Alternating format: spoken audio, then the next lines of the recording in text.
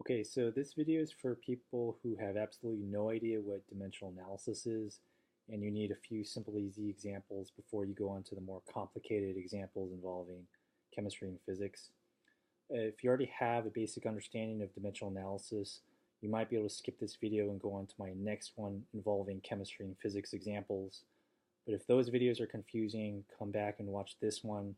This one will provide you with the solid foundation for understanding everything that comes after. But if you don't understand this stuff, it's going to be very difficult to understand the chemistry and physics examples. I also recommend that you not only follow along with what I'm doing, but also write down what I do because it will help you understand, but also remember. Okay, so let's start with a simple, easy example. So hopefully you already know that 1 minute is equal to 60 seconds, right? And so what if I said, well, how many seconds are in 2 minutes? So you probably tell me 120 seconds. So how'd you get that number? You either did 2 times 60 or 60 plus 60, right? Either way, you got 120 seconds.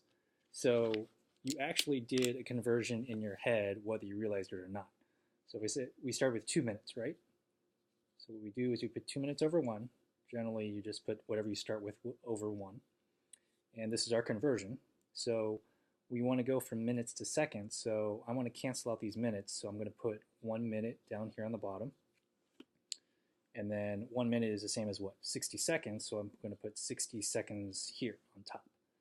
Now when you do a conversion, you want to cancel out what you don't want with the same units down here, because then those cancel out. So the minutes cancel out just like a number on the top and the bottom would cancel out as long as they're the same number. You can do the same thing with units.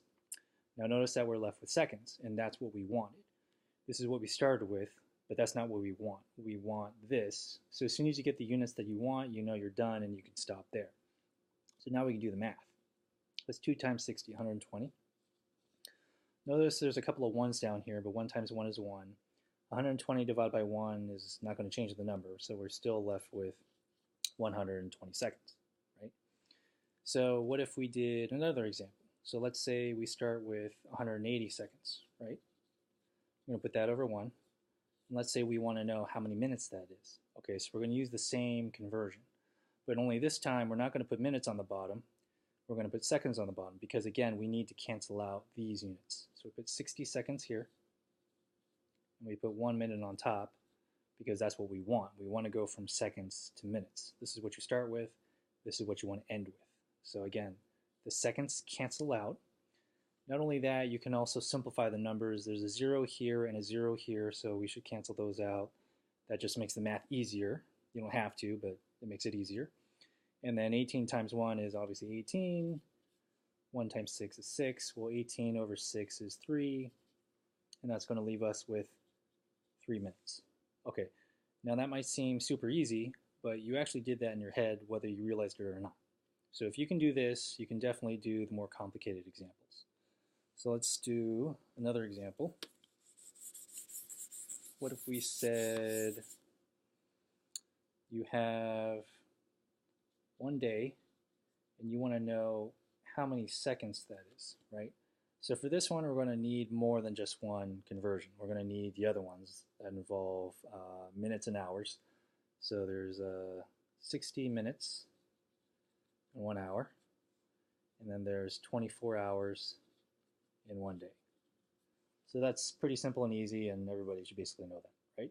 So this is what we start with. These are the units we start with, but these are the units we want to end with, okay? So again, we're going to start with what we have. We usually put that over 1, just like that. But we don't want days. So how do we cancel out these units? We have to put days down here to cancel those out, right? Do we have a conversion for that? We do. So we have 1 day, put that on the bottom, and that's equal to what? 24 hours. Now notice that this is not seconds, it's hours, but going from days to hours is getting us closer to seconds, so we know we're on the right track. We're not done, we got a couple more steps, but we're on the right track. So notice what happens here. The days cancel out, okay? So then, now we're left with hours. But again, we're not done, so now we need to use the next conversion. So here we have hours into minutes, so we'll put 1 hour down here, again, because we want to cancel out these hours with those hours. So on the top we put 60 minutes. hours cancel out, but we're still not left with what we want. We don't want minutes again, we want seconds. So we got to keep going. So now we have another conversion. So we're going to put 1 minute on the bottom again because we want these minutes to cancel out those minutes. So we put 60 seconds on top. Again, the minutes cancel out, right? And then we're left with seconds. And is that the units we want? Yes. So now we know we're done and we can just do the math. So basically this math ends up being 1 times 24 times 60 times 60. Everything down here is a 1, so that doesn't really change anything. When you divide by 1, nothing changes. So if we do 24 times 60 times 60, that'll end up being some pretty big number. Let's see here, 24 times 60 times 60 is 86,400 seconds. So hopefully I did that right. So basically, 1 day is equal to 86,400 seconds. So this is pretty much what dimensional analysis involves in both chemistry and physics. You're just constantly canceling out the units that you don't want until you end up with the units that you do want. Okay, so let's maybe do another example. What if we start with, let's see, let's do 100,000 seconds. That's a pretty big number, right? And we want to know how many days that is. So we're going to use those same conversions we had before. So we have 60 seconds in 1 minute. And then we have 60 minutes in 1 hour. And then we have 24 hours in 1 day. Right? So what units cancel out? So obviously the seconds cancel out, the minutes cancel out, and the hours cancel out. We're left with days. So we start with seconds, but we end up with days. So now we can just do the math because we wanted to end up with days.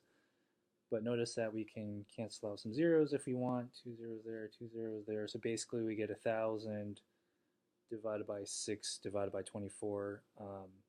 Keep in mind that you have to divide this number by both the 6 and the 24. Otherwise you're going to get the wrong number. So let's see, we get 1,000. 1,000 divided by 6 divided by 6 divided by 24. Looks like I forgot another 6 in there. So that would basically be about 1.16 days approximately. So 100,000 seconds is approximately equal to 1.16 days by using these conversions, right? So let's do another example. Let's maybe try distance instead of time. So let's say we want to know 1 mile is equal to how many inches, right? Okay, so again, we're going to start with 1 mile. Put that over 1. So there's a conversion from miles to feet, so hopefully you know that. So 1 mile is equal to 5,280 feet. Again, this is a known conversion. And miles cancels out, but we don't want feet, we want inches. But there's a conversion between feet and inches. So there's 1 foot is what, 12 inches. So then the feet cancel out. And now we're left with the units that we want, inches. So now we know we can stop and do the math. So basically we're going to do essentially 5,280 times 12. All the ones are pretty much irrelevant. So whatever that is, let's see. 5280 times 12 is going to be 80 times 12, 63,360. So basically in 1 mile we have 63,360 inches, just like that. Because again of these conversions, cancel out what you don't want until you're left with what you do want. So we can maybe do another example. Maybe go the other way. So let's try 100,000 inches is how many miles? So start with 100,000 inches.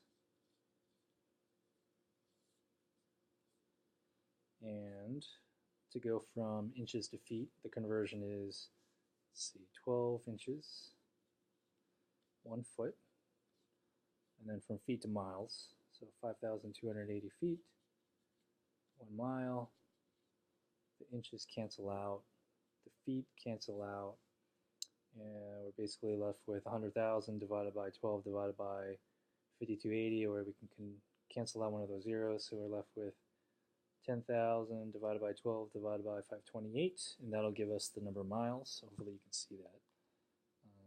So let's try doing 10,000 divided by 12 divided by 528. So we get about 1.58. So that's going to be about 1.58 miles. Okay, so hopefully you were able to follow along with that. Let's see if we can do another example. We can try gallons. 2 gallons is how many cups? So I don't know if you're familiar with volume, but there's a bunch of conversions here as well. But if we start with 2 gallons, we have 1. Now to go from gallons to cups, we have to go to smaller units. So in 1 gallon, there's going to be 4 quarts. So the gallons cancel out. But we're not at cups yet, so we're not done. So hopefully you know 1 quart is equal to 2 pints. The quarts cancel out. But again, we're not done because we don't want pints, we want cups. So there's one more conversion we got to do. So in 1 pint, there are 2 cups. So then the pints cancel out. Then we're left with cups, which is what we want. So we can basically do 2 times 4 times 2 times 2 divided by 1. That becomes 16 times 2, which is, I think, 32. So you're basically left with 32 cups. So 2 gallons is equivalent to 32 cups. Okay, so hopefully you understood those examples. Now that you understood these examples, hopefully the more advanced examples will make sense to you now.